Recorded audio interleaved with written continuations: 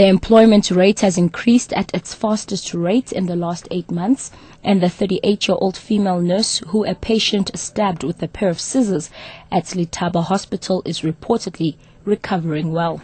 Ambosisiwa Khatebe with the latest news update. The employment rate has increased at its fastest rate in the last 8 months. The latest Adcorp Employment Index has found employment rate has grown at an annualized rate of 3.41% in November, with an all employment categories reporting growth. Significant job growth has been recorded in the distribution and logistics sector.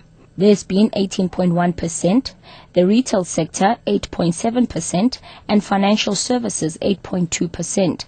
By contrast, sharp declines in employment were observed in mining minus 15.7% and manufacturing minus 5.4%.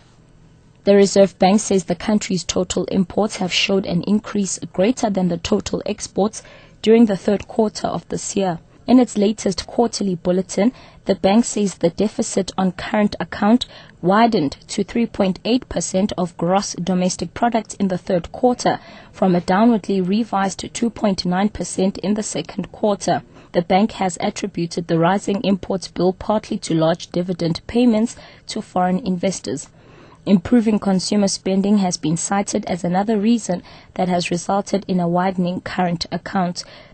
An anti-corruption summit in Johannesburg has heard that more than 1,200 public service officials were charged with misconduct for corrupt activities between September 2004 and June 2011.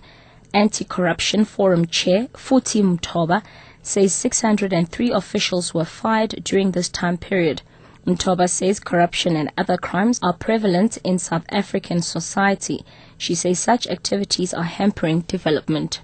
And lastly, the 38-year-old female nurse who a patient stabbed with a pair of scissors at Letaba Hospital is reportedly recovering well. Police say the patient was admitted after suspicion that he was suffering from meningitis. Spokesperson of the Health Department, Joe Maila, has commended hospital security for swift response. The nurse is stable at the hospital with multiple wounds, of course, and we believe that and we are confident that she'll be out of the hospital very soon. We are also quite happy and satisfied that the security were able to come to her rescue immediately.